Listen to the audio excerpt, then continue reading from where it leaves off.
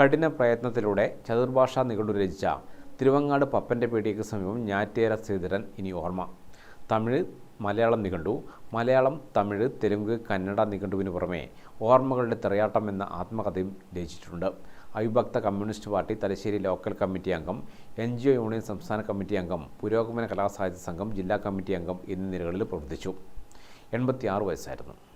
4ാം class വരെ മാത്രം പഠിച്ച ശ്രീധരൻ പിന്നീട് ബീഡി തൊഴിലാളിയായിരിക്കെ സ്വയം പഠിച്ച് ESLC കരസ്ഥമാക്കി. നിരന്തര പരിശ്രമത്തിലൂടെ അദ്ദേഹം തയ്യാറാക്കിയ മലയാളം, കന്നഡ, തമിഴ്, തെലുങ്കു ചതുർഭാഷാ നിഘണ്ടു ഏറെ ശ്രദ്ധേയമായി. നിഘണ്ടു പ്രസിദ്ധീകരിക്കാൻ പ്രസാധകരെ കണ്ടെത്താൻ കഴിയാതെ വന്നപ്പോൾ സീനിയർ സിറ്റിസൺസ് ഫോറം മുൻകൈയെടുത്ത് 2020 പ്രസിദ്ധീകരിച്ചത്. മലയാളം, തമിഴ് നിഘണ്ടു 2012 ഭാഷാ ഇൻസ്റ്റിറ്റ്യൂട്ട് പ്രസിദ്ധീകരിച്ചു. ആത്മകഥ ഓർമ്മകളുടെ തിറയാട്ടം എന്ന പേരിൽ പ്രസിദ്ധീകരിച്ചു. 1994 വിരമിച്ചു. 1966 ഭക്ഷ്യസമരം, 1970 ട്രാൻസ്പോർട്ട് സമരം, 1973 NGO പണിമുടക്ക് എന്നിവയിൽ പങ്കെടുത്തു. ബീഡി തൊഴിലാളിയായ ശ്രീധരൻ 1970 ജലസേചന വകുപ്പിൽ പ്യൂണായി ജോലിയിൽ പ്രവേശിച്ചു. പുരോഗമന കലാസാഹിത്യ സംഘം Kannur taluk president, NGO union സംസ്ഥാന കൗൺസിലർ എന്നീ നിലകളിൽ പ്രവർത്തിച്ചു.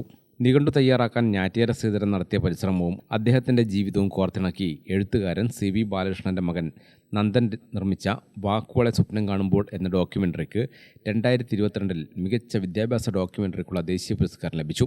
ഡോക്ടർ TP സുകുമാരൻ്റെ നിർദ്ദേശത്തെ തുടർന്നാണ് മലയാളത്തിലെ പ്രാദേശിക ഭാഷാ പ്രയോഗങ്ങളെപ്പറ്റി നിഘണ്ടു നിർമ്മിക്കാൻ ശ്രമം തുടങ്ങിയത്. ഭാര്യ യശോദ, മക്കൾ ശ്രീവത്സൻ, ശ്രീധന്യൻ, ശ്രീജ, ശ്രീദയൻ, മരുമക്കൾ ഷീജ, സ്മിത, സതീശൻ, ധന്യ. ഗ്രാമിക ന്യൂസ്, തലശ്ശേരി.